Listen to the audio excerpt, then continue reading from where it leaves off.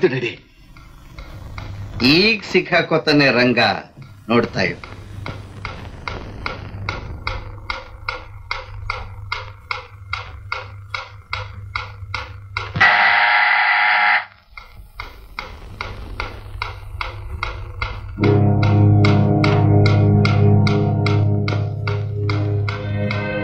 ರಂಗಣ ನಿನ್ನೆ ನೋಡ್ಬೇಕು ಅಂತ ಬಂದೆ ರಂಗಣ. ಏನಪ್ಪ ಸಮಾಚಾರ? ಏನಿಲ್ಲ, ಎಲೆಕ್ಟ್ರಿಕ್ ಬಿಲ್ ಕಟ್ಲಿಲ್ಲ ಅಂತು ಲೈಟ್ ಕಿತ್ತಾಕ್ಬಿಟ್ಟಿದ್ದಾರೆ ಮನೆಯಲ್ಲಿ. ಸ್ವಲ್ಪ ಬೇಗ ಮನೆಗೆ ಹೋಗ್ಬೇಕು ರಂಗಣ.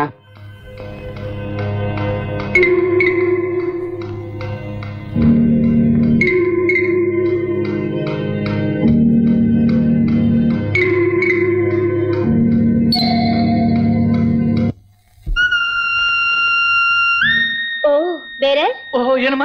ಈ ಸೂಟ್ ಕೇಸ್ ಟೇಕ್ ಆಗ್ತಿಲ್ಲ, ಸ್ವಲ್ಪ ತೆಕ್ಕೊಡ್ತೀಯಾ? ಟೈಪ್ ಕೊಡ್ತೀನಿ, ಕೊಡಿ.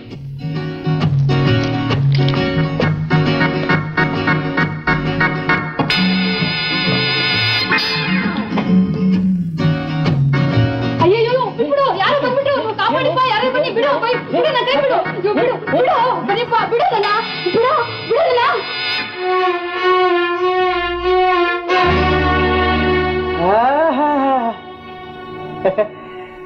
ನಮಸ್ಕಾರ ಸ್ವಾಮಿಗಳು. ಕರ್ಣಪಿಶಾಚಿ ಏನು ಸ್ವಾಮಿಗಳು ದೇವಿ ಪೂಜೆಗೆ ಬಂದಿದ್ರಿ ಅಂತ ಕಾಣುತ್ತೆ. ಲೇ, ನೀನು ಪಿಕ್ಚರ್ ನಲ್ಲಿ ಹೀರೋ ಪಾರ್ಟ್ ಮಾಡ್ಬೇಕು ಅಂತ ಹೇಳಿರ್ಲಿಲ್ವಾ? ಹೀರೋಯಿನ್ ತಯಾರು ಮಾಡೋದಕ್ಕೆ ಬಂದಿದ್ದಾರೆ. ಹೀರೋಯಿನ್ ತಯಾರು ಮಾಡೋದಕ್ಕೆ ಏನಿಂಗ ನೋಡಿ, ಇವ್ನು ಯಾರು ಅಂತ ನಂಗೆ ಗೊತ್ತೇ ಇಲ್ಲ. ನಾನ್ ರೂಮ್ ಅಲ್ಲಿ ಇದ್ರೆ ಬಂದ್ಬಿಟ್ಟು ನಾನು ಹಿಡ್ಕೊಂಡ್ಬಿಟ್ಟ. ಏನ್ ನೀವೊಬ್ರೇ ರೂಮ್ ನಲ್ಲಿ ಇರೋದು? ಸರಿ, ಮತ್ತೆ ಒಬ್ಬಂಟಿಗರಾಗಿ ಬರೋರ್ ಪರಿಸ್ಥಿತಿ ಎಲ್ಲ ಹೀಗೆ ಅಂತ ಕಾಣುತ್ತೆ. ಏನ್ರಿ ಸ್ವಾಮಿ, ಏನಲ್ಲಿ ನಿನ್ನ ಯೋಗ್ಯತೆಗಷ್ಟು ಅವನ ಮಕ ನೋಡಿ ಒಳ್ಳೆ ಕಾಳಗೌರವ ನಿಂತಿರೋದು. ಬಟ್ಟೆಗಳಲ್ಲಪ್ಪ ಸಿಕ್ತಿವನಿಗೆ. ಏನ ಗುರುಗಳು ಅಂತ ನೀರು ಕೊಡ್ಬಿಟ್ಟೆ? ದೇವ್ರಣ್ಣ, ನಂಗೆ ಗೊತ್ತಿಲ್ಲ ರಂಗಣ. ನಾನಲ್ಲ.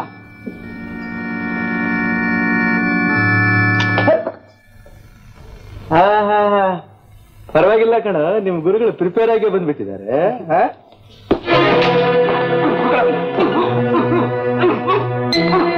ಏನಪ್ಪಾ, ಕತ್ತಿ ಸಮೇತ ಬಂದಿದ್ಯಾ ಮಗು? ಕತ್ತಿ ಸಮೇತ? ಏನ ಜೋಬಿಗಳೆಲ್ಲ ಭಾರವಾಗಿದ್ದಾವೆ? ಭವಿಷ್ಯ ಹೇಳಕ್ ಬಂದಿದ್ರಿ ಅಂತ ಕಾಣ್ತಿಲ್ಲ. ಭವಿಷ್ಯ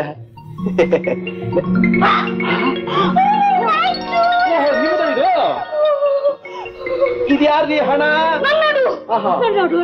ಅವತ್ತು ಇವನು ನನ್ನ ದೂರ ದೂರ ನೋಡಿದ. ಅವನು ನೋಡಿದ್ದು ನಿನ್ನಲ್ಲ ಡಿಯರ್, ನಿನ್ನ ಒಡವೆಗಳನ್ನ. ರಂಗಣ್ಣ, ಅವತ್ತು ನನ್ ಕೇಳಲ್ಲ. ಆ ಅಮ್ಮ ಅಷ್ಟೊಂದು ಒಡವೆಗಳನ್ನೆಲ್ಲ ಮೈ ಮೇಲೆ ಹಾಗೆ ಹೇಳ್ಕೊಳ್ತಾರೆ, ಎಲ್ಲಿ ಬಚ್ಚಿಡ್ತಾರೆ ಅಂತ ನೀನ್ ಹೇಳ್ಬಿಟ್ಟೆ. ಇವತ್ತು ಇವನಲ್ಲಿ ಸಿಕ್ಕಾಕೊಂಡ್ಬಿಟ್ಟ. ಏ ರಾಮಸ್ವಾಮಿ, ಬರ್ರಿ ಹೇಳ್ಕೊಂಡ್ ನಡೀರ.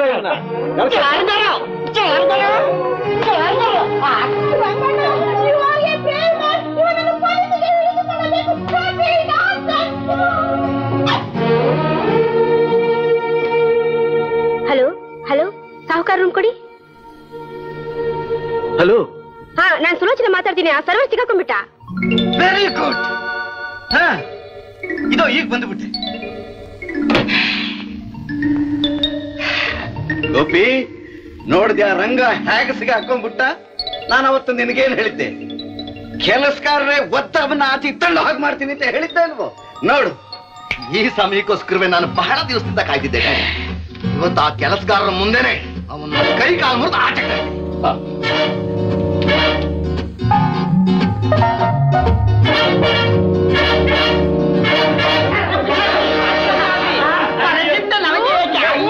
ನಮ್ಮ ಚಿಂತೆ ನಮಗೆ ಸಾಲದೆ ಅಯ್ಯ. ಸರ್, ಈತ ಒಬ್ಬ ಭವಿಷ್ಯ ಹೇಳೋ ಮನುಷ್ಯ. ಮೈ ತುಂಬಾ ಕಾವ್ಯ ಹಾಕೋತಾನೆ. ನಮ್ಮ ಹೋಟೆಲ್ನಲ್ಲೇ ರೂಮ್ ಮಾಡ್ಕೊಂಡಿದ್ದಾನೆ. ಸದಾ ಪರಚಿಂತೆ ನಮಗೆ ಏಕೆ ಅಯ್ಯ ಅಂತ ಇದ್ದವನು ಇವತ್ತು ಇದ್ದಕ್ಕಿದ್ದ ಹಾಗೆ ರೂಮ್ ನಂಬರ್ 511 ನಲ್ಲಿ ಒಬ್ಳು ಹೆಣ್ಮಗಳಿದ್ದಾಳೆ. ಅಲ್ಲಿಗೆ ನುಗ್ಗು ಬಿಟ್ಟಿದ್ದಾರೆ. ನೋಡಿ ನೋಡಿ, ಸರ್ವರ್ ಡ್ರೆಸ್ಸಿನಲ್ಲಿ ನನ್ನ ರೂಮಿನಲ್ಲಿ ನುಗ್ಗಿ ನನ್ನ ಜುವೆಲ್ಸ್ ಅನ್ನು ಕಳ್ತನ ಮಾಡಿದ್ದಾನೆ. ಇಂಥವರಿಗೆಲ್ಲ ನೀವು ರೂಮ್ ಅನ್ನು ಯಾಕೆ ಕೊಂಡುತ್ತೀರಿ? ಅಲ್ಲ, ಇವತ್ತು ಈ ಸರ್ವರ್ ಇಲ್ಲದೆ ಇದ್ದಿದ್ರೆ ನನ್ ಗತಿ ಏನಾಗ್ತಿತ್ತು ಅಂತ ವಿಚಾರಣೆ ಮಾಡ್ತೀನಿ. ರೇ ಮ್ಯಾನೇಜರ್, ಎಷ್ಟೇ ಬಂದ್ರೆ ಅಲ್ಲಿ ಪೊಲೀಸ್ ಸ್ಟೇಷನ್ ಫೋನ್ ಮಾಡಿ ಇವನ್ನ ಹ್ಯಾಂಡ್ ಓವರ್ ಮಾಡ್ರಿ. ಆಗ್ಲಿ ಸರ್. ಕರ್ಕೊಂಡು ಹೋಗ್ರಯ್ಯ. ಬಾರಯ್ಯ, ನಡಿಯ. ಹೋಗ್ಬೋದು. ರಂಗನಂಥ ಒಂದು ಒಳ್ಳೆ ಸರ್ವೆಂಟ್ ಇರುವುದು ನಿಮ್ಮ ಹೋಟೆಲ್ಗೆ ಒಂದು ಪ್ರಶ್ನೆ ಗೌರವ. You are very lucky. ಹತ್ತಿ ಕಂಗ್ರ್ಯಾಚುಲೇಷನ್ಸ್ ಮಿಸ್ಟರ್ ಬಳ್ಳಾರಿನಾಥ್.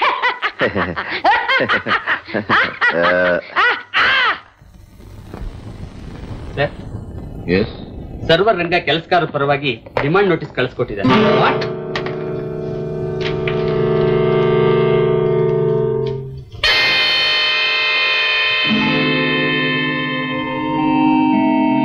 ಇದಕ್ಕೇನು ಉತ್ತರ ಹೇಳಿ ಸರ್?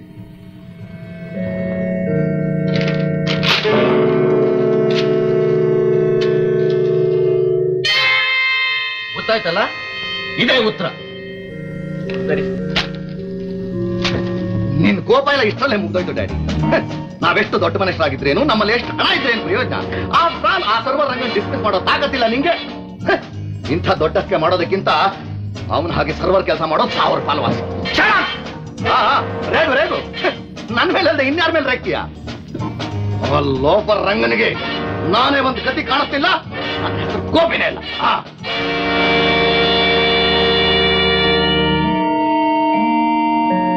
ನಮ್ ಕಡೆ ಬೇಕೇನು ಕಸದ ಬಿಟ್ಟಿಗೆ ಹೋಯ್ತು ಅಂದ್ಮೇಲೆ ಇನ್ನ ನಾವು ಸುಮ್ಮನೆ ಇರಕ್ಕಾಗಲ್ಲ. ಇದೇ ನಮ್ ಕಡೆ ತೀರ್ಮಾನ. ಹೌದು ರಂಗಣ್ಣ, ಹೌದು ರಂಗಣ್ಣ. ಅಷ್ಟು ಬೇಗ ದುಡ್ಕೋದು ಬೇಡ. ನಾನು ಒಂದ್ಸಲ ಹೋಗಿ ಯಜಮಾನ್ರನ್ನ ಕಂಡು ಮಾತಾಡ್ತೀನಿ. ನಮ್ಮ ಬೇಡಿಕೆಗೆ ಸರಿಯಾದ ಪುರಸ್ಕಾರ ಸಿಗ್ಲಿಲ್ಲ ಅಂದ್ರೆ ಆಮೇಲೆ ಎಲ್ರು ಏನ್ ಮಾಡ್ಬೇಕು ಅನ್ನೋದು ಗೊತ್ತೇ ಇದೆ. ಆಯ್ತು.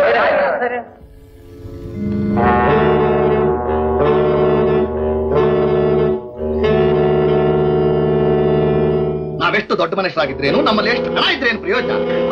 ಆ ಸರ್ವರ್ ರಂಗ ಡಿಸ್ಕಸ್ ಮಾಡೋ ತಾಕತ್ತಿಲ್ಲ ನಿಂಗೆ.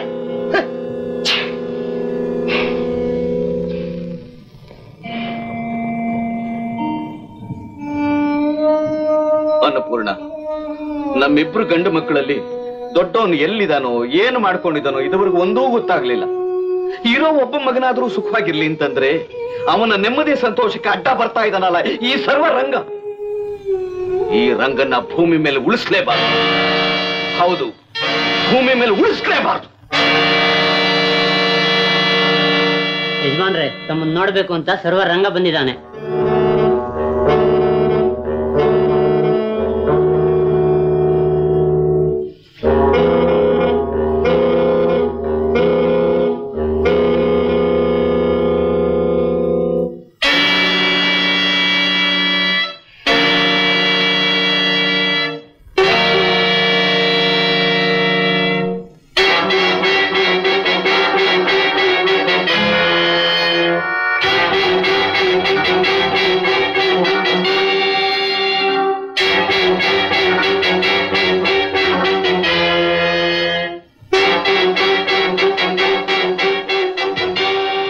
ನಮಸ್ಕಾರ ಸರ್.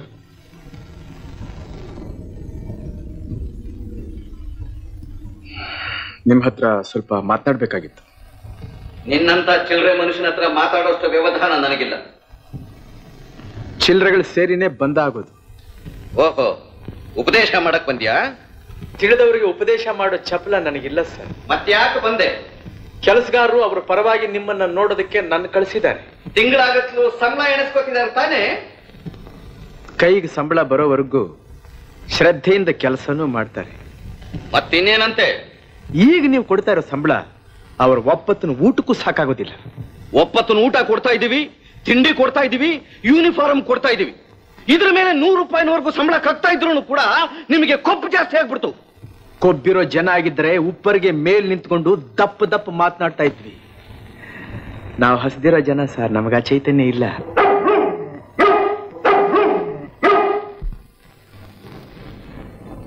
ಏನ್ ಸರ್, ನಿಮ್ ಮನೇಲಿರೋ ಈ ಒಂದೊಂದು ಅಲ್ಸೇಷನ್ ನಾಯಿಗಳನ್ನ ಸಾಕೋದಕ್ಕೆ ತಿಂಗಳಿಗೆ 150 ರೂಪಾಯಿ ಸಾಕಾಗೋದಿಲ್ಲ. ಅಂಥದ್ದಲ್ಲಿ ಕೆಲಸಗಾರರು ತಮ್ಮ ಇಡೀ ಕುಟುಂಬನ ಸಾಕೋದಕ್ಕೆ ಒಂದು ತಿಂಗಳಿಗೆ 100 ರೂಪಾಯಿ ಯಾವ ಮೂಲೆಗೆ? ಸರ್, ನಿಮಗಾಗಿ ದುಡಿತಾ ಇರೋ ನಮ್ಮಗಳನ್ನ ಈ ನಾಯಿಗಿಂತ ಕಡಿಯಾಗಿ ಕಾಣ್ತಾ ಇದ್ದೀರಿ. ಇದು ನ್ಯಾಯ ಅಲ್ಲ. ನಾಯಿಗಾದ್ರ ಕೃತಜ್ಞತೆ ಅನ್ನೋದಿರುತ್ತೆ, ನಿಮಗೆಲ್ಲಿದೆಯೋ ಆ ಗುಣ? ಇನ್ನೊಬ್ಬರ ಮಾತಿನ ಮಧ್ಯೆ ಬಾಯಿ ಹಾಕೋದು ಸಭ್ಯತೆ ಅಲ್ಲ.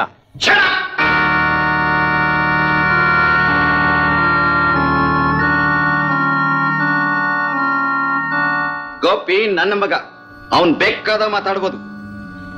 ನಾನು ನಿಮ್ಮ ಮಗನೇ.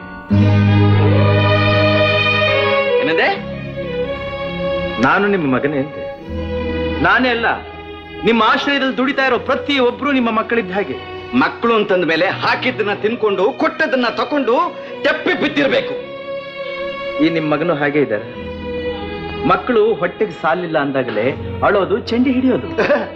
ತಡಿ, ಒಳ್ಳೆ ಮಾತಿನಲ್ಲಿ ನಾವು ಗಲಾಟೆ ಮಾಡ್ತೀವಿ ಅಂತ ಹೆದರ್ಸ್ತಿದಾನೆ ಈ ಖದೀಮ. ಹೆದರಿಸ್ತಿಲ್ಲ. ನಮ್ಮ ಬೇಡಿಕೆಗಳಿಗೆ ಸರಿಯಾದ ಪುರಸ್ಕಾರ ಸಿಕ್ಕದೇ ಇದ್ರೆ ಮುಂದಕ್ಕೆ ತೊಂದರೆ ಆಗುತ್ತೆ ಅಂತ ಮುಂಚೆನೆ ತಿಳಿಸ್ತಾ ಇದ್ದೀವಿ. ಅದೇನು ಮಾಡ್ತೀರಿ ಮಾಡ್ಕೊ ಹೋಗ್ರ. 2 ದಿನ ಹೊಟ್ಟೆಗಿಲ್ದೆ ಲಾಟ್ರಿ ಹೊಡೆದ್ರೆ ನೀವೇ ಬಂದ್ ಕಾಲು ಹಿಡ್ಕೋತೀರ. ಕಾಲ ಬದಲಾಯಿಸಿದೆ ಮಿಸ್ಟರ್ ಗೋಪಿನಾಥ್. ಮನುಷ್ಯನ ಕಾಲು ಹಿಡಿಯೋದು ಮೂರ್ಖತನ ಅಂತ ಜನಕ್ಕೆ ಗೊತ್ತಾಗಿದೆ. ಬಡವರು ಹಸ್ತಿರಬಹುದು, ತುತ್ತನ್ನಕ್ಕೋಸ್ಕರ ಬಾಯ್ ಬಿಡ್ತಿರಬಹುದು. ಅಷ್ಟ ಮಾತ್ರಕ್ಕೆ ಶ್ರೀಮಂತರ ದರ್ಪಕ್ಕೆ ದಬ್ಬಾಳಿಕೆಗೆ ಹೆದರಿ ಅವರ ಕಾಲು ಕಸವ ಬಿದ್ದಿರ್ತಾರೆ ಅಂತ ಮಾತ್ರ ಭ್ರಮೆ ಪಡಬೇಡಿ.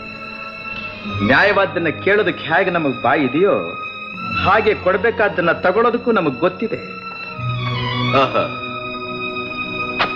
ತಗೊಳಕ್ಕೂ ಗೊತ್ತಿದೆಯೋ? ತಗೊಳ್ಳಿ. ಅದ್ ಹೇಗೆ ತಗೊಳ್ತಿರೋ ತಗೊಳ್ಳಿ, ನಾನು ನೋಡೇ ಬಿಡ್ತೀನಿ. ಸರ್, ನೀವಲ್ಲಿವರೆಗೂ ಸಿದ್ಧವಾದ್ರೆ ತುಂಬಾ ಕಷ್ಟ ಆಗುತ್ತೆ. ಹಸಿವು ಬೆಂಕಿ ಇದ್ದ ಹಾಗೆ. ಹೊಗೆ ಆಡ್ತಾ ಇರುವಾಗಲೇ ಅದನ್ನ ಆರಿಸೋದಕ್ಕೆ ಪ್ರಯತ್ನ ಪಡಬೇಕು. ಇದೇನು ಮಾಡುತ್ತೆ ಅಂತ ಸುಮ್ಮನೆ ಬಿಟ್ರೆ ಮುಗಿಲೆತ್ರಕ್ಕೂ ಉರಿ ಎದ್ದು ಕೈಗೆ ಸಿಕ್ಕದವನ್ನೆಲ್ಲ ಸುಟ್ಟು ಭಸ್ಮ ಮಾಡಿಬಿಡುತ್ತೆ. ಕೇಳಿದೆ ಡ್ಯಾಡಿ, ಕೇಳಿದೆ ಇವನ ಮಾತ್ನ. ಇವನು ಯಾವ ಗುಂಪುನವನು ಅಂತ ಗೊತ್ತಾಯ್ತು ತಾನೆ? ನಾನು ಹೇಳ್ತೀನಿ, ನಮ್ಮ ದೇಶದಲ್ಲಿರೋದು 2 ಗುಂಪು. ಹೊಟ್ಟೆ ತುಂಬಿರೋ ಸ್ವಾರ್ಥಿಗಳು, ಹೊಟ್ಟೆಗಿಲ್ದೇ ಇರೋ ನಿರ್ಗತಿಕರು. ಅದರಲ್ಲಿ ಕೊನೆ ಗುಂಪಿಗೆ ಸೇರಿದವನು ನಾನು. ನೀನ್ ಯಾವ ಗುಂಪಿಗೆ ಸೇರಿದವನಾರು ಸರಿ, ನಾವು ಕೊಡೋದು ಇಷ್ಟೇ ಸಂಬಳ. ಇಷ್ಟು ಬಿದ್ರೆ ಕೆಲಸ ಮಾಡಿ, ಇಲ್ಲ ಅಂದ್ರೆ ಹೋಟ್ಲೆ ಮುಚ್ಚಿಬಿಟ್ಟು ಸ್ವಿಟ್ಜರ್ಲೆಂಡ್ ಹೊರಡೋಗ್ತೀನಿ. ನಿಮ್ ಹಾಗೆ ಹಣ ಸಂಪಾದನೆ ಮಾಡೋದು ನನಗೆ ಗೊತ್ತಿಲ್ಲದೆ ಇರಬಹುದು ಸರ್, ಆದ್ರೆ ವ್ಯವಹಾರ ಹೇಗೆ ಅನ್ನೋದನ್ನ ನಾನು ಚೆನ್ನಾಗಿ ತಿಳ್ಕೊಂಡಿದ್ದೀನಿ. ಲಾಭದಲ್ಲಿ ನಡೀತಾ ಇರೋ ಹೋಟೆಲ್ನ ಮುಚ್ಚಿ ನಂಬದವ್ರ ಬಾಯಿಗೆ ಮಣ್ಣು ಹಾಕೋಗೋದು ಅಷ್ಟು ಸುಲಭ ಅಂತ ತಿಳ್ಕೊಬೇಡಿ. ಚೆನ್ನಾಗಿ ಜ್ಞಾಪಕ ಇಟ್ಕೊಂಡ್ರಿ. ಬರ್ತೀನಿ.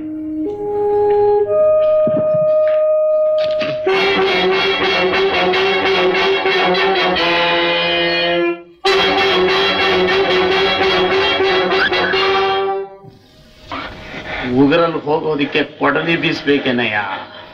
ಜಾಣರಿಗೆ ಕೊಲೆ ಮಾಡಿಸೋಕೆ ಕೈ ಇರಬಾರ್ದು, ತಲೆ ಇರಬೇಕು. ಹಣ್ಣು ತಿಂದವನು ನುಣುಚ್ಕೋಬೇಕು, ಸಿಪ್ಪೆ ತಿಂದವನು ಸಿಗಾಕೋಬೇಕು.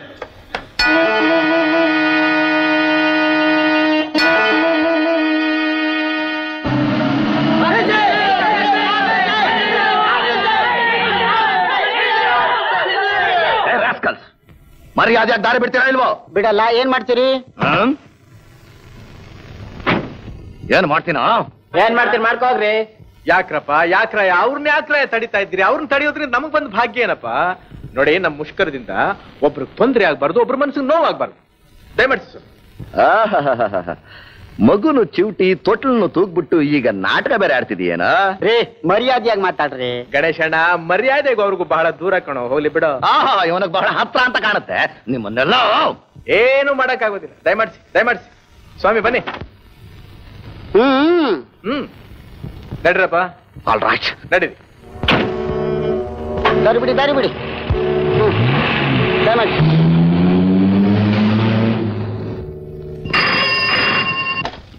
ಡ್ಯಾಡಿ, ಎಲ್ರು ಗಲಾಟೆ ಇಲ್ಲಿ ಮಾಡ್ತಿದ್ದಾರೆ. ನೀನೇನ್ ಮಾಡ್ತೀಯ ನಂಗೆ ಗೊತ್ತಿಲ್ಲ. ನಾನಂತೂ ಇದಕ್ಕೊಂದು ದಾರಿ ಮಾಡೇ ಬೇರೆ ಕೆಲಸ ಮಾಡೋದು. ನೋಡಿದೇನಾಗಪ್ಪ, ಅವನಾಗ್ಲೇ ಗಲಾಟೆ ಮಾಡ್ತಿದ್ದಾನೆ. ಇವ್ರಿಗೆಲ್ಲ ಪೊಲೀಸ್ನವರಿಂದ ಲಾಠಿ ಚಾರ್ಜ್ ಮಾಡಿ ಬುರುಡೆ ಹೊಡೆಸ ಕಣೆ ಬುದ್ಧಿ ಬರೋದು. ಬದ್ರಿ, ಇದೆಲ್ಲ ಅಷ್ಟು ಸುಲಭವಾದ ಮಾತಲ್ಲ. ಏನ ನಿನ್ಗೆ ಯಾಕೆ ಸ್ವಲ್ಪ ಹಣ ಕೊಡಿ. ಯಾಕೆ? ಬಿಸಾಕಕ್ಕೆ.